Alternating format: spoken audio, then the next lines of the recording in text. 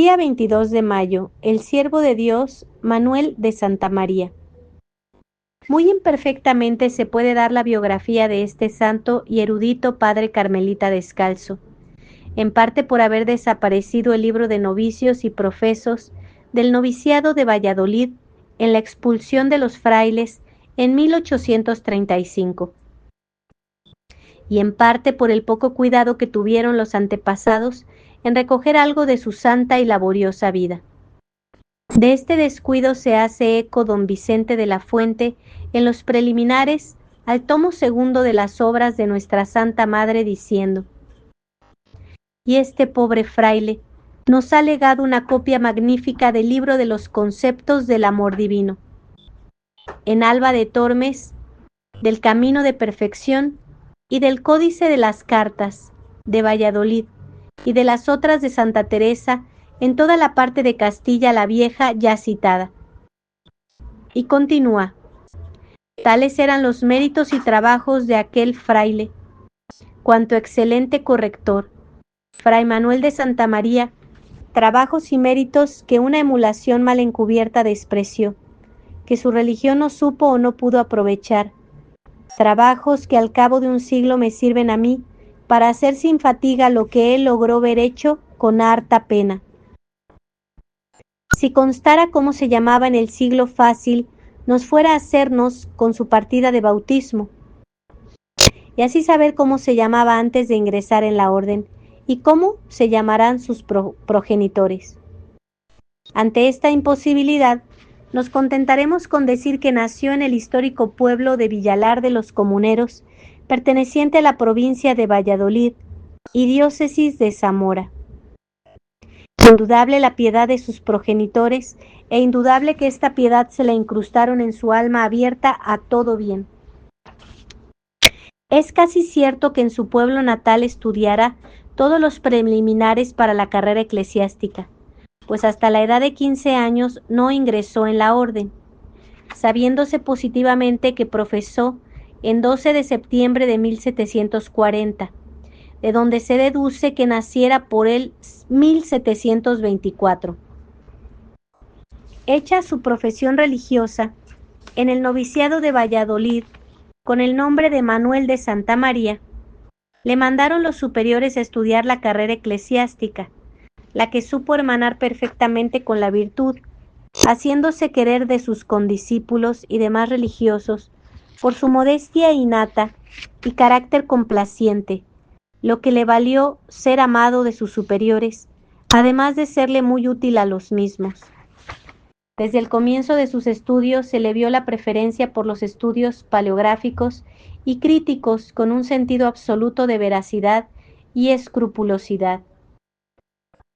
Terminados sus estudios sacerdotales y recibida la ordenación, siendo ya proverbial su virtud, unida a su prudencia y celo por la observancia monástica, le nombraron subprior del convento de Segovia. Que esta fama de santidad no fuera una mera suposición, la corroboró el padre Andrés de la Encarnación, haciendo de él un elogio grandilocuente cuando le dieron el encargo de arreglar el archivo general de la orden, diciendo de él: la compañía de este religioso, por lo ya dicho, a lo que añado, que habiéndome de asignarme uno con quien cotejar los escritos descubiertos y disponerlos últimamente para la prensa, este es el más a propósito, porque es retirado, tiene gran celo, buena letra, constancia en trabajar, menudencia en el reparar los ápices. Finalmente, está adornado de cuantas circunstancias son deseables en el asunto. Antes de hacer resaltar su obra fecunda en los asuntos de la orden, en especial de nuestros santos padres reformadores, anotaremos su vida de verdadero religioso carmelita descalzo. Era voz común que era tan fecundo en obras virtuosas como en escribir y cotejar libros. Llevó con singular paciencia las graves enfermedades que padeció y los desvíos y malos recibimientos que se le hicieron cuando andaba en la corrección de las obras de los santos reformadores de la Orden de la Virgen del Carmen. De tal manera fue humilde que siempre rehuyó los puestos de honra, no desdeñándose de ejercitarse en los oficios más humildes, exhortando a lo mismo a los jóvenes que estaban bajo su dirección. De genio modesto y pacato, nunca fue amigo de altercaciones.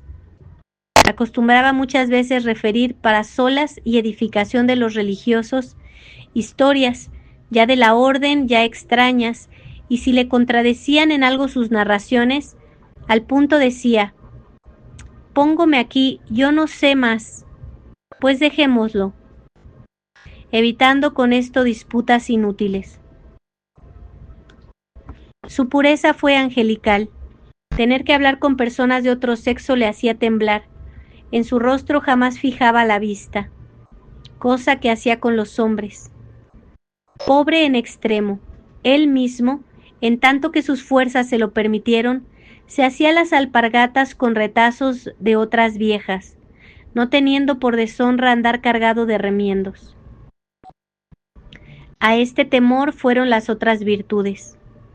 Un religioso que le trató y conoció muy bien no tuvo empacho en afirmar que no había perdido la gracia bautismal, prueba inequívoca de lo mucho que entre los religiosos pesaban las virtudes de este bendito varón. La nota necrológica que insertó su cronista cuando falleció, entre otras cosas, dice: el día 22 de mayo de este año de 1792, entre 3 y 4 de la tarde, murió en este colegio el padre Manuel de Santamaría, natural de Villalar, obispado de Zamora y profeso de Valladolid. Murió, repito, aquel hombre de cuya mano todo este libro y otros muchos están llenos de preciosas acotaciones. Aquel religioso tan inteligente en la lengua hebrea y en antiquísimas escrituras, que era no solo en este colegio, sino en todas partes de Castilla el intérprete y traductor de todos. Aquel religioso tan versado en todos los pasajes de nuestra Madre Santa Teresa, que admiraba su ciencia y estaba ejerciendo desde muchos años el oficio de escritor por orden y comisión del capítulo general, murió al fin con universal sentimiento, aquel religioso tan nimio en sus procedimientos, tan interesado por la gloria de nuestra Santa Madre. Y más adelante continúa: conservaba siempre el mismo semblante, tanto en lo próspero como en lo adverso. Solo se observaba salir como fuera de sí, con un género de gloriosa complacencia, cuando se hablaba de nuestra Santa Madre Teresa de Jesús, por lo muy versado que se hallaba de todos sus pasajes. A este fin tocaba una recreación varios puntos, tanto de los pasos que dio la Santa y lugares donde estuvo, como de varias cartas que a costa de sus vivas diligencias y planes se descubrieron. Yo confieso tenía gran gusto en oírle hablar tanto de esta materia como de otra cualquiera. Quiere hacer resaltar lo grande de su humildad y dice: en medio de sus avanzados años hurtaba los oficios más humildes, lavando los vasos más inmundos de los enfermos, y aún llegó a ejecutar en esta virtud mayores extremos para confundir las delicadezas de ciertos melindrosos.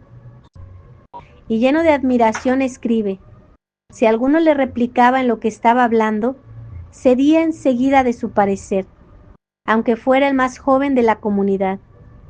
Su obediencia parecía de niño, por lo candorosa y sumisa. Yo confieso me causaba admiración ver el respeto con que me trataba un hombre tan grande, siendo yo mozo e indigno su prior. Fue delicadísimo en la pobreza, su hábito casi siempre viejo y remendado, y las demás prendas de su uso lo mismo. Dícese que no gastó en su vida más de un par de alpargatas. Su modestia fue extremada. Afirman muchos religiosos contemporáneos que no perdió la gracia del bautismo. En el trato con mujeres era muy recatado. Todo predicaba en él modestia, austeridad, humildad, retiro, laboriosidad y oración. A estas virtudes unía una bondad sin límites. Su pérdida en Segovia fue irreparable. Un individuo adornado con todas estas envidiables cualidades y virtudes. No es de extrañar que los superiores se fijaran en él cuando trataron de hacer una nueva impresión lo más completa posible de los escritos del santo y de la santa. Le autorizaron para que recorriera los conventos de su provincia de Castilla la Vieja, en donde se poseían ricos y escondidos tesoros de ambos santos, e hiciera un inventario acabado y detallado tanto de los originales que encontrara como de copias autorizadas, y de todos sacara copias esmeradísimas que a su buen juicio crítico lo merecieran tanto los que encontrara en los conventos de religiosos como de religiosas. Con escrupulosidad nimia comenzó su cometido, que llevó a feliz término, sin que en ningún tiempo pueda existir quien le supere, teniendo todos los que escriban del santo o de la santa que acudir a esta fuente limpísima, ya que no solamente fue fiel copista, sino que en multitud de ocasiones enriquece el original con reflexiones críticas e históricas, tan discretas y oportunas que a la mayor parte de los lectores hubiera sido difícil por la sola lectura del documento leído o estudiado. Con su habitual humildad dice en su Epicilegio Historial: muy tarde me ha ocurrido el pensamiento esta utilísima diligencia, siendo al parecer un pensamiento tan obvio a quien han dado 4 años entre infinidad de papeles y monumentos de librerías y archivos. Pero la verdad es que arrebatado y embebido enteramente en el asunto principal de mi comisión, que son los pertenecientes a escritos originales de nuestros gloriosos padres Santa Teresa de Jesús y San Juan de la Cruz, y apuntaciones cronológicas e historiales sobre diferentes cartas de la santa, materia sobradísima para otro tanto más tiempo. Apenas le he tenido para recoger de paso algunas otras no útiles especies remitidas ya, o en estado de remitirse a los archivos de la orden. Sus trabajos principales fueron las magníficas transcripciones de las numerosas cartas que las carmelitas de Valladolid conservan de nuestra Santa Madre. Parecida labor realizó en Alba de Tormes, Salamanca, Peñaranda de Bracamonte, Duruelo y en otros conventos de su provincia. En las cartas ya anteriormente impresas hizo numerosas correcciones, ajustándolas a las originales, supliendo a la vez algunas omisiones.